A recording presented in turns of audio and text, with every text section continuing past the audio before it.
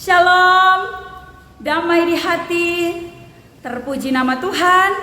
Saya Pendeta Friska Tirsa Oleh, pendeta di Jemaat Gemim Shalom Tetempangan, bersama dengan YouTube channel tim multimedia Jemaat Gemim Shalom Tetempangan, hendak mau berbagi firman Tuhan, belajar firman Tuhan yang nantinya kita akan baca dan renungkan di dalam Alkitab sesuai dengan pembacaan kita di Gereja Masih Injil di Minahasa di Minggu Sengsara yang kedua ini. Sebelum kita membaca dan merenungkan firman Tuhan, mari kita berdoa. Terpujilah namamu ya Tuhan Allah, di dalam Yesus Kristus Juru Selamat kehidupan kami. Engkau yang telah memperkenankan kami hari ini ada sebagaimana kami ada. Kami rindu belajar lagi dari firman-Mu yang adalah kekuatan kami, yang adalah sumber pengajaran. Kami memohon Tuhan kiranya menolong kami, memampukan setiap kami untuk mengerti firman ini, memahaminya dengan baik dan benar, percaya akan firman-Mu dan hidup menurut kebenaran firman-Mu. Hamba-Mu yang terutus hari ini kiranya diperlengkapi oleh Tuhan, dan kiranya Tuhanlah yang dipermuliakan. Terpuji nama Tuhan firman kehidupan kami. Amin. Firman Tuhan terambil dalam kitab Kudus Perjanjian Lama, dalam kitab Sakaria pasal 12, dibaca mulai ayat 1 sampai ayatnya yang ke-14. Sekali lagi, Sakaria 12 ayat 1 sampai 14. Di sini ada dua judul perikop. Yang pertama adalah pembebasan dan pembaharuan Yerusalem, dan yang kedua ratapan atas dia yang tertikam. Saya akan membacakan bagian teks Alkitab ini bagi kita semua. Ucapan ilahi. Firman Tuhan tentang Israel. Demikianlah firman Tuhan yang membentangkan langit dan yang meletakkan dasar bumi dan yang menciptakan roh dalam diri manusia. Sesungguhnya aku membuat Yerusalem menjadi pasu, yang menyebabkan segala bangsa di sekeliling menjadi pening. Juga Yehuda akan mengalami kesusahan ketika Yerusalem dikepung. Maka pada waktu itu aku akan membuat Yerusalem menjadi batu untuk diangkat bagi segala bangsa. Siapa yang mengangkatnya pastilah mendapat luka parah. Segala bangsa di bumi akan berkumpul melawannya. Pada waktu itu, demikianlah firman Tuhan, aku akan membuat segala kuda menjadi bingung, penunggangnya menjadi gila. Atas kaum Yehuda aku akan membuka mataku, tetapi segala kuda bangsa akan kubuat menjadi buta. Sesudah itu kaum-kaum di Yehuda akan berkata dalam hatinya, penduduk Yerusalem mempunyai kekuatan oleh karena Tuhan semesta alam, Allah mereka. Pada waktu itu aku akan membuat kaum-kaum di Yehuda seperti anglo berapi di tengah-tengah timbunan kayu, dan seperti sulu berapi di tengah-tengah timbunan bulir gandum. Api keduanya akan menjilat ke kanan dan ke kiri, ke segala bangsa di sekeliling. Tetapi Yerusalem selanjutnya akan tetap tinggal di tempatnya yang dahulu. Tuhan akan pertama-tama memberi kemenangan kepada kemah-kemah Yehuda, supaya keluarga Daud dan penduduk Yerusalem jangan terlalu bermegah-megah terhadap Yehuda. Pada waktu itu Tuhan akan melindungi penduduk Yerusalem, dan orang yang tersandung di antara mereka pada waktu itu akan menjadi seperti Daud, dan keluarga Daud akan menjadi seperti Allah, seperti malaikat Tuhan yang mengepalai mereka. Pada waktu itu aku berikhtiar untuk memunahkan segala bangsa yang menyerang Yerusalem. Aku akan mencurahkan roh pengasihan dan roh permohonan atas keluarga Daud dan atas penduduk Yerusalem. Dan mereka akan memandang kepada Dia yang telah mereka tikam dan akan meratapi Dia seperti orang meratapi anak tunggal, dan akan menangisi Dia dengan pedih seperti orang menangisi anak sulung. Pada waktu itu ratapan di Yerusalem akan sama besarnya dengan ratapan atas Hadad Rimon di lembah Megido. Negeri itu akan meratap setiap kaum keluarga tersendiri, kaum keluarga keturunan Daud tersendiri dan istri mereka tersendiri, kaum keturunan Natan tersendiri dan istri mereka tersendiri, kaum keluarga keturunan Lewi tersendiri dan istri mereka tersendiri, kaum keluarga Simei tersendiri dan istri mereka tersendiri, juga segala kaum keluarga yang masih tinggal, setiap kaum keluarga tersendiri dan istri mereka tersendiri.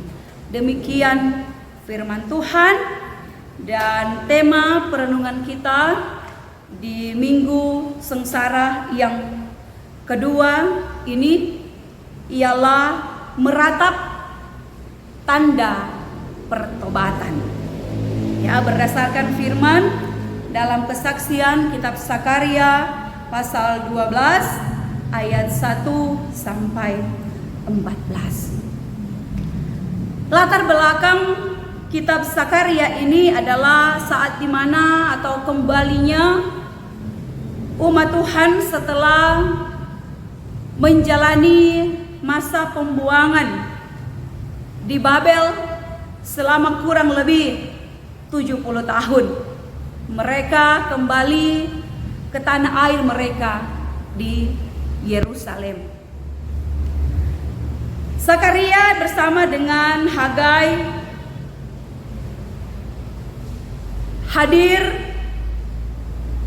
untuk mengingatkan umat Tuhan, mendorong umat Tuhan ketika mereka kembali ke tanah air mereka untuk kembali membangun bait suci di Yerusalem. Sakaria adalah penulis kitab ini, ya. Sakaria yang adalah seorang nabi dari keturunan seorang imam. Ayah Sakaria ialah Berekia dan kakeknya Ido, bernama Ido. Seperti nama Sakaria atau seperti arti dari nama Sakaria yaitu Tuhan mengingat, demikian juga Tuhan mengingat umatnya seperti janjinya, ya. Janji Tuhan di awal masa pembuangan umat Tuhan di zaman Nabi Yeremia bahwa Dia akan mengumpulkan umat Tuhan sesudah 70 tahun mereka ada dalam pembuangan di Babilonia. Nah, nubuatan ini mulai digenapi.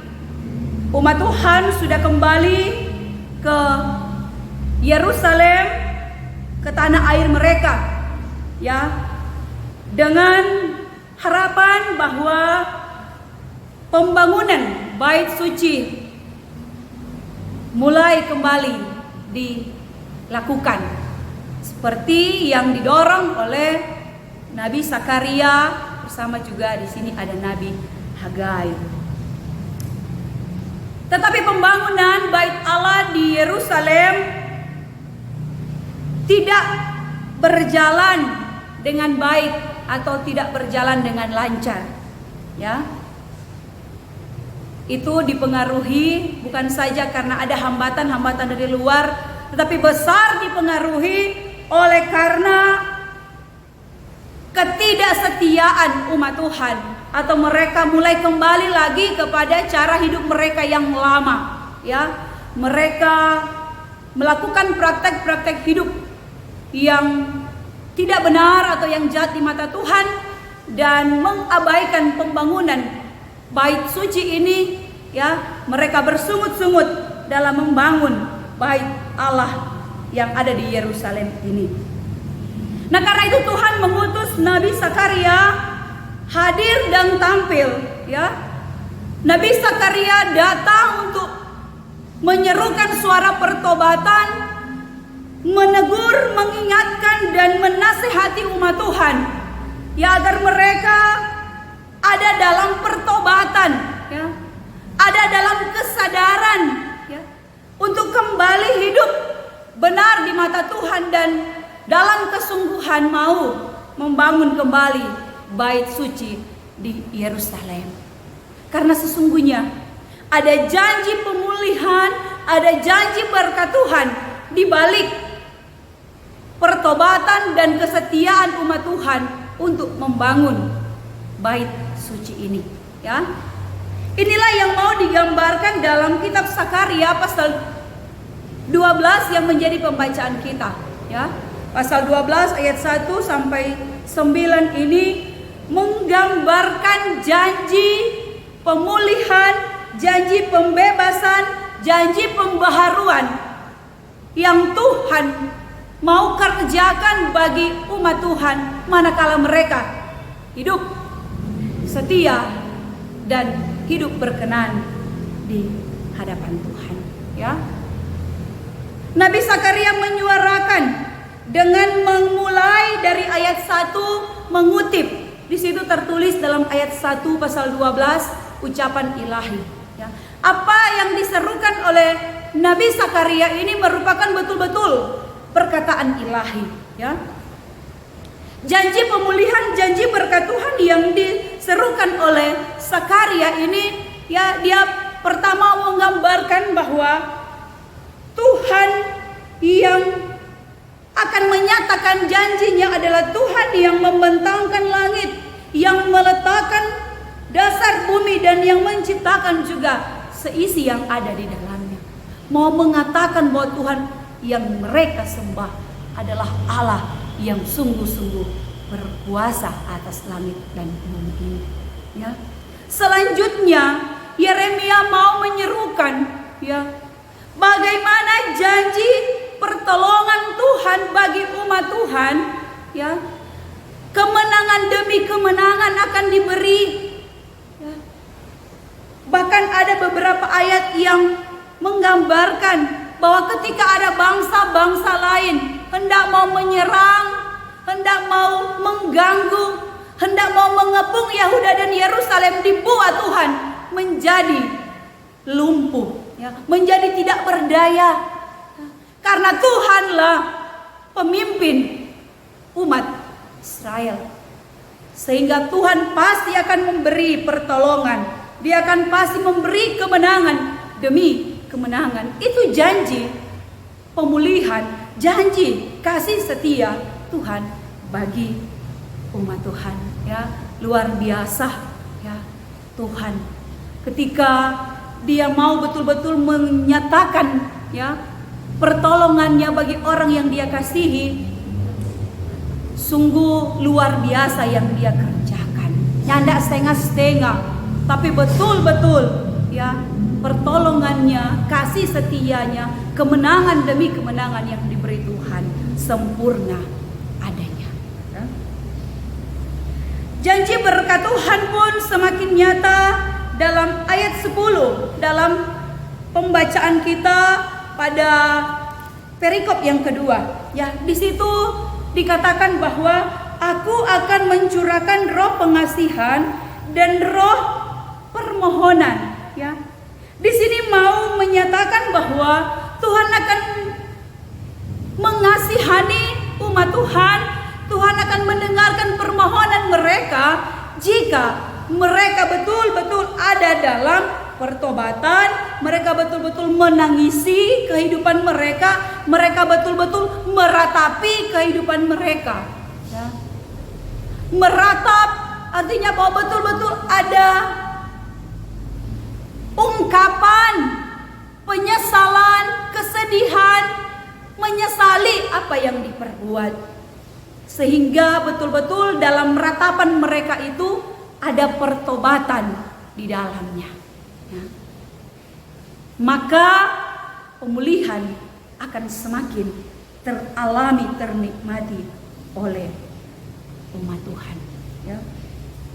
Disampaikan dalam ayat 10 dan seterusnya bahwa ratapan mereka, pertobatan mereka adalah memandang kepada Dia yang mereka telah tikam.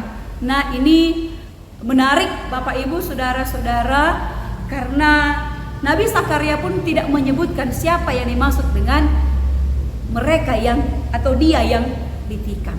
Tapi jika kita melihat, ya, ini merupakan teks nubuatan. Kalau kita lihat dalam kitab Yohanes pasal 19, ya, di situ kitab Yohanes pasal 19 ayat 37. Demikian bunyinya seperti ini.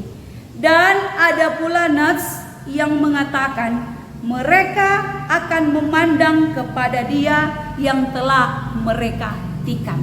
Yohanes hendak menggambarkan Yesus Kristus yang disalibkan, yang lumbungnya ditikam. Dia mengutip nas daripada kitab Zakaria ini, mau mengatakan bahwa pertobatan, ratapan yang dikehendaki Tuhan, pertobatan yang sejati adalah memandang Yesus yang menderita. Itulah pertobatan yang sejati, ya. Pertobatan yang memandang kepada Tuhan, ya.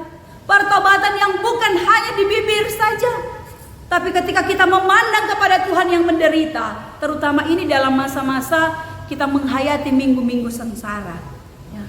Bagaimana penderitaan, bagaimana pengorbanan Tuhan harusnya dapat mengubah hidup kita. Itulah pertobatan, mengubah hidup, ya. Bertobat kan artinya berbalik, ya. Sehingga ketika ada pertobatan, ada pembaharuan hidup, ya. Umat yang meratap, umat yang bertobat, memandang kepada Tuhan, ya. Memandang kepada salibnya. Dan itulah yang perlu kita refleksikan, kita renungkan bersama. Sudah adakah kita dalam pertobatan yang sungguh-sungguh memandang kepada Tuhan? Minggu ini kita masuk pada penghayatan minggu-minggu sengsara yang kedua. Nah, kita diajak, kita dihentar untuk bagaimana kita hidup untuk selalu memandang kepada Tuhan, mencari Tuhan, ya. Untuk selalu hidup mau memiliki hubungan yang intim dengan Tuhan, ya. Sehingga sungguh hidup kita ini selalu mau melakukan apa yang Tuhan mau, yang Tuhan kehendaki, ya. Hidup dalam pertobatan, hidup dalam kebenaran nama Tuhan. Sehingga, ya, ketika hidup kita benar, Tuhan dipermuliakan. Kita percaya bahwa janji-janji berkat Tuhan sebagaimana berlaku bagi umat Tuhan pun akan berlaku bagi kita semua. Tuhan Yesus memberkati kita semua. Terpuji nama Tuhan. Amin. Firman-Nya. Demikian Bapak Ibu Saudara-saudara, kita sudah diperdengarkan lewat kebenaran firman Tuhan. Karena itu mari kita berdoa. Terpuji namamu ya Tuhan, yang sudah memperdengarkan kami kebenaran firman Tuhan. Biar firman ini akan sungguh mengubah hidup kami, diarahkan sehingga hidup kami selalu terarah hanya kepada Tuhan. Dimampukan kami untuk hidup di dalam kebenaran firman, hidup setia kepada Tuhan. Terpuji namamu ya Tuhan kami berdoa. Amin.